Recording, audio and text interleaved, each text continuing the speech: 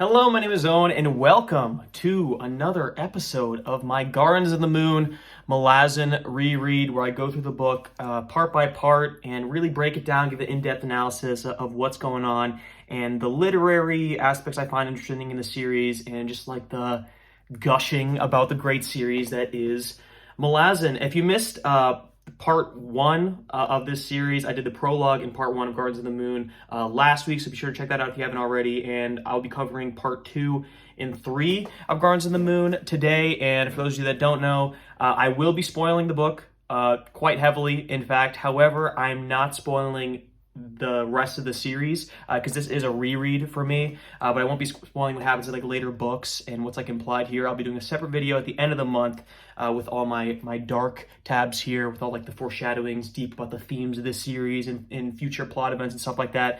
But this is just purely Gardens of the Moon, so we're going to stick to this book. That means if you're reading the series for the first time, you're in the clear. We're just going to be talking about it together. Like I said, we're doing part two and part three, and where we left off with part one, kind of my conclusion was, or I guess the book is, not my conclusion, is that the focus of this book is slowly shifting to the city of Darujhistan.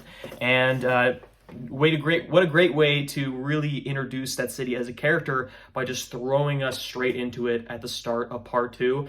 This is a classic Malazan technique of just throwing you into a new setting and introducing you to all new characters, and you kind of got to adapt, which definitely could be jarring for some readers if you're not used to that in a fantasy series. But Erikson does such a great job at introducing characters and introducing like atmosphere that you immediately feel comfortable in these new characters. And it's interesting the way he decides to do this. I feel like it's controversial. While I just praised him for his introduction to like new settings and new characters, I feel like starting the introduction with the character of Krupp is very interesting because a lot of people love him. Some people think he's really annoying. He's kind of a controversial figure. I'm not entirely sure how I feel about him because he's kind of goofy, he's kind of silly, but it's heavily implied that this guy is extremely powerful, but he just acts like an idiot as like a front. Some people could find that grating, how he's constantly like saying weird stuff and being a fool and like eating food all the time. Like he's kind of like out of place in like the dark, gritty tone of Malazan. But we're introduced to him and we're introduced to his dream world, which is kind of weird because he's like meeting strange hooded figures who don't have names, and he's talking about stuff that we don't know, and you know what I mean? It's very clear that this is a powerful figure and he knows a lot of things, but what he knows, he does not indulge. He does not indulge us in his knowledge, I should say. So I remember by reading this book the first time, I was completely thrown by Krupp. Everything that he did, I'm like, what is this guy? What is going on? And honestly, I still don't understand. He's kind of just like a dude who just does whatever he wants. And you know what? I respect him for that. I don't really think he's that funny. I think he has some humorous moments. I think there are funnier characters in Malazan, so I could see why people find him grating. However, we're not going to hate on Krupp, all right? He's there for comedic relief, take some of the tension away, and he just knows a lot of stuff. But we're introduced to a lot of other characters too. Most importantly, Crocus, who is the one blessed by Opon's gift of the coin. And I'll talk a little bit about him later because I think he's a very interesting character archetype that Erikson introduced that really plays into the themes of the book really well. We're introduced to the rest of his gang, like Rallick, Murillo, and Colm a little bit. Then we got the other players in the city. We got the assassins who Rallick is a part of, and there's a war in the assassins, and there's the wizards, and then there's the noble like Turban Orr and Lady Simtel, and then there's Baruch, who says he's not a wizard but is like heavily implied to be like leading all the wizards. It's a lot. And is coupling that with the fact that we know the Bridge Burners' mission is to take over the city. The Malazan Empire's goal is to take over the city. The Bridge Burners are coming to help do that. It's chaotic, certainly. And Opon is in full force in this entire part. There's a lot of like the spinning coin, which is introduced to like Tattersail and Paran. There's a lot of like characters hear it and then they make a decision. And we know instantly at this point, Opon is guiding their hands or guiding their thoughts in a certain way. And about Crocus, circling back to him before I forget, it's very interesting that he is the one that is blessed by this gift because of all the characters we were introduced to in Darujhistan. He is the least important. He has the least going on in terms of like political machinations, schemes, assassinations, plotting. He knows none of it. He's literally just a kid. And in my estimation, he's really this figure, this embodiment of innocence, which in the prologue and in part one, the main themes have been about your innocence needs to be checked. It needs to be maybe not destroyed, but it definitely needs to be checked. It starts with Paran. He wants to be a soldier. Whiskey Jack tells him, you do not want to be a soldier. Sari, before she's possessed, is watching the parade of soldiers with awe. Boom, gets slapped. You should not be respecting the soldiers. War is horrible, and you want to destroy this innocence. And in Sari's case, it is stripped from her by being possessed by Cotillion the rope. In Paran's case, he learns his lesson after he gets exactly what he wants and realizes that it's horrible and he's miserable. But Crocus is still in this period where he's an innocent, and he dreams about like a fancier life, and he has this little love story with the noblewoman that he robbed, who was like way above his station, and just like this whole thing of like he steals from her, then he's like, oh my god, like I ruined her life, and he feels so bad for her. It's such a pure character and pure motivation that really is untampered by like the darkness of this world. And knowing what we know about Paran and Sari, we don't have high hopes for how long this will last, but it's very interesting to me that this is the most important person, according to Opon, in this whole game. So it really sets up the stakes of like what is going to happen with Crocus, because then they have a lot of times like we know the coin bearer, we know who the coin bearer is, we need to stop him, we need to protect him, we need to save him, we need to find him.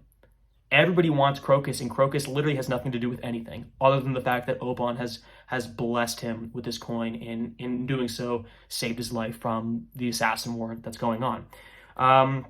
Another very important thing that happens in part two is we are finally introduced to the mysterious, the badass, the dark Anomander Rake.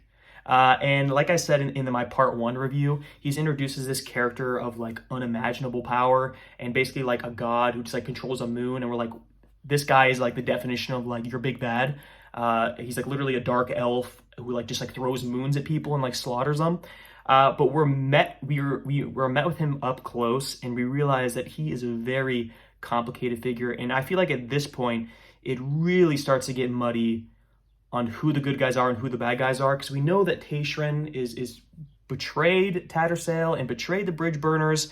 We don't know if the Empress is good or bad, because the High Fist is following the Empress, but they also want to kill Dujek, and they want to kill Whiskey Jack, who we like Whiskey Jack, but the Bridge Burners are going to take over Darujhistan, who's fighting against the Empire. But if the Empire is bad, then Darujhistan is good, but the Bridge Burners are good, and they're fighting Darujhistan. The whole thing is just this dark, ultra-powerful Anomander Rake who everyone is horrified of, and we meet him in the flesh when he visits Baruch.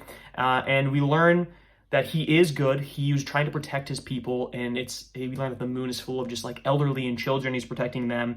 And we learn that not only that, but there was complicated politics going on at the Siege of Pale that we were not aware of, in the sense that like the city's wizards betrayed him, and then he was just like, he was killing them while also killing the Malazans, and actually the Malazans, sorry, and he was protecting the wizards from the Malazan Empire by killing the demons that Taishran unleashed to betray them. And it's just like so complicated. But we also learned that like he is not someone to mess with. He's very straightforward. He's very like lawful good. Like, if you do not do what I think you should do, I will not hesitate to kill you. And we know his sword is like this immense power that Baruch is afraid of. And he says, I will find the wizards and I will kill them, but not with your sword. That is immoral. So it kind of gives us a glimpse at like, what is this sword? And if he's such a good, like lawful person, why is he using this such horrible weapon? So it really adds like that layer of complexity to his character. And going back a little bit, backtracking, I think Baruch is a very interesting character that we're introduced to as well.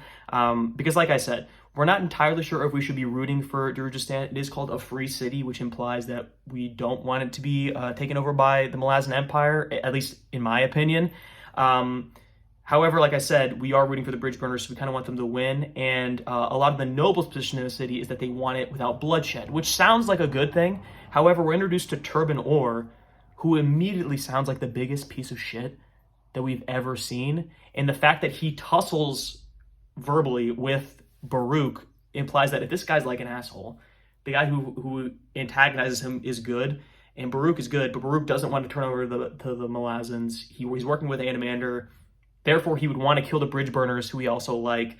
And I think that's a great way to like not only like muddle the field of who you're rooting for, but also like make sure you empathize with this specific character, because if we hate Turbinor, the guy who antagonizes him, kind of puts him in his place, we instantly like him. So we like Baruch. And there's also like the other, I also forgot to mention, like, did I say the eel? And the eel's like feeding them this information. There's like the circle breaker, and there's like a weird like little aside. So we know there's like a lot of deeper information, which feels like it would be futile once the bridge burners get here and enact their plan. But it's all set up very, very carefully, which is super interesting. So that's basically the synopsis of part 2. We're introduced to all these players, all these politics, all these different layers of this conflict, and it's a very politically active city, and they're about to be under siege, and we know what happened at the Siege of Pale. So it's very, very interesting. However, one thing I do find interesting in transitioning into part 3 is that because we spend so much time immersed in Darustan, we kind of get invested in their perspective, and I feel like by the end of it we are rooting for Darustan more than the Malazan Empire, but in that way we've lost our protagonist. And like I said in the first video, our protagonist was Paran. He was the one we emphasized with. He's the one who didn't know a lot, but we're left on a cliffhanger with those characters. They're attacked. Tattersail and Paran are attacked by the Hound Shadow, and they're like MIA. And I checked in the book, Paran is not in the book for 100 pages. And I said in the first video that he's definitely our protagonist, which is incredibly interesting from a literary perspective, the sense of like, you're gone from the certain characters so long that you miss them at first, and you're gone so long that you forget about them, and then they're introduced back in. So I kind of found it almost more jarring to go back to Pale, going into part 3, than it was going to Darustan in part 2, if that makes sense. Because I was really invested in the politics. I wanted to see what happened with the Assassin War. I wanted to see what Rallic and Murillo are up to. I want to see what happened to Crocus, Animator Rake's hanging around. Then we go back to Pale, and things kind of slow down a little bit. The adjunct is kind of increasing her plan. We're introduced to the Talan Amas in Tool, who is one of like my favorite characters. He's really funny in this book, which I feel like, slight spoiler, he's not that funny later. I mean, I guess he makes the same type of humor jokes, but I feel like he's not, I don't remember him as a humorous character, but he's like really like dry humor in this book. So we're introduced to the adjunct, introduced to like she's got a big plan going on, and we're getting really deep into Talk. And I feel like even though we are brought back to Paran, I feel like Talk really takes up the protagonist role instead of Paran in part 3, because of his connection to the Claw. He's given access to these insider meetings with the adjunct and the High Fist and Tayshrin, and I love Talk. I love Talk so much, and I think his perspective, like, he's really level. He's got these complicated like loyalties to the Claw and to the Second, and I just think he's a great character. But we kind of lost our protagonist in that.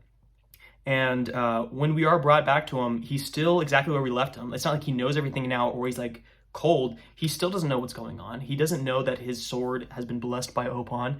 He didn't know that Hairlock was afraid of him, and he has to stay in hiding because everyone thinks that he's dead. So he can't really act in the plot anyway. So he almost has to take a backseat plot-wise. And Tattersail, well, the adjunct takes her plan in place, and we learn that there's something going on with the Jagat and a tomb of something. And I remember reading this the first time. This is where I really started to get lost in terms of like the lore, because Tool really gives an info dump on the Talan Amas about their background and what they are, and the concept of this whole like undead army. I just thought like they're zombies, and even like the adjunct says this, like, I assume that you would be a zombie, but you're actually a talking person who has like thoughts and opinions about this thing. And we get like an info dump from him, and the info dump is they hate the Jagat, and the Jagat, there's a tyrant that's dead but could be resurrected, and it's ultra powerful, and we're like, what is going on here? And we learn that her plan is to, or her theorized plan from Tattersail is to resurrect this Jagat, to destroy the city, and in the process kill the bridge burners who are inside. So we have no idea what's going to happen there. And at this part, we kind of step away a little bit from Dujek. He's kind of basically said, like, I'm going to do my own thing with his military campaign, fighting against enemies elsewhere. You kind of get the sense that he's going to take a step back from the direct plot. Like, he's not going to Darustan, and the adjunct decides that we can't kill Dujek, which I think is such a fascinating power dynamic, that they can't kill him because the whole army would be like, okay, well, our empire is Dujek, not you. So therefore, you touch him, were all rebelling. Like literally tens of thousands of soldiers are rebelling, which is such a testament to his character. So yeah, at the end of part 3, we're kind of left with all these dynamics in place. The adjutant has this plan to destroy the city. The bridge burners have a plan to destroy the city, but Whiskey Jack says that they're changing the plan from what it originally was, so we don't know what their plan is. They're still being elusive to us. And we know that Darujhistan characters, they also have their own plan going on, and they don't really know anything about the Malazans, but they have Opon on their side, and they have Anomander Rake on their side. And then, obviously, it ends on the kind of the cliffhanger of Tattersail dying, question mark. There's a fiery explosion, but we know that she was, like, really remembering Hairlock's trick with the puppet, so it's heavily implied that she survived somehow, but we're not entirely sure what's going on. And my favorite part of that scene was the big dramatic moment happens, the big fire explosion, and we see like 4 different perspectives of people in the area of them seeing the explosion and then reacting to such a powerful magic explosion. And we're kind of introduced to like elder magic a little bit, and like a higher form of magic that's like so much older than everything else. But we can't get too bogged down in that, because I remember reading it the first time, I'm like, okay, I just can't do that. And I know a little bit about Elder Magic because I read the other books, but even then, but we see the adjunct's perspective and Tool's like, yo, I'm super powerful. You need to like look at this because this could definitely kill us. And the adjunct's like, no, it can't. She's like, oh, wait, you're being serious. Paran sees it, who's chasing after her. I forget the crow's name.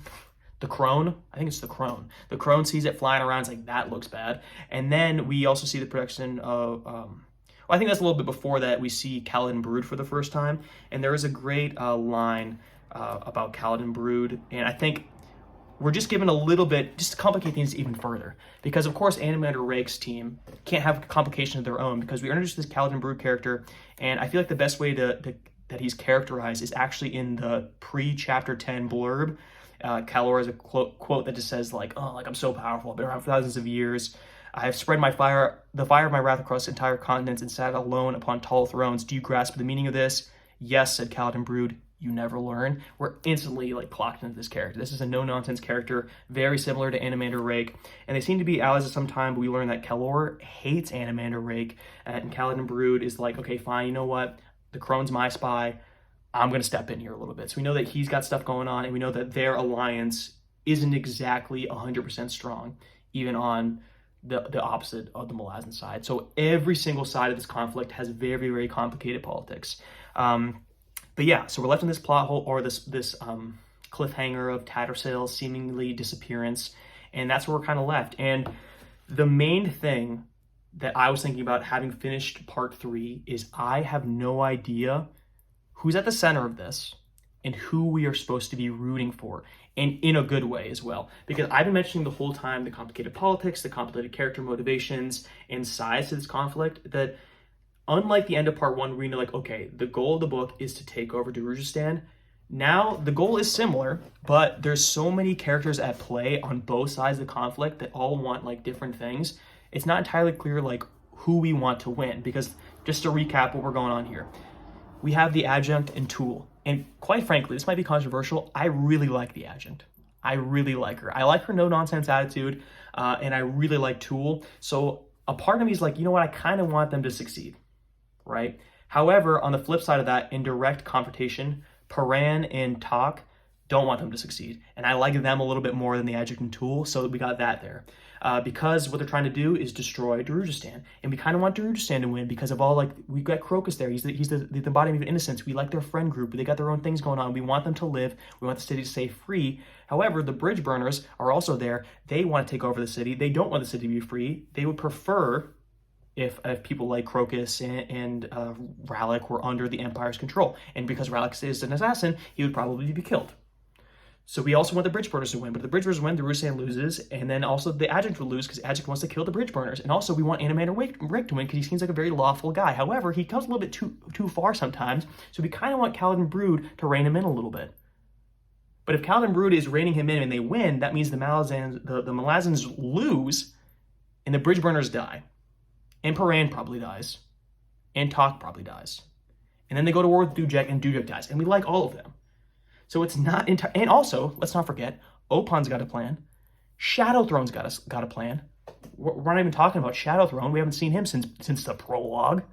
And also, on top of that, we have Hairlock running around, and it's heavily implied that he might be out of Quick Ben's control.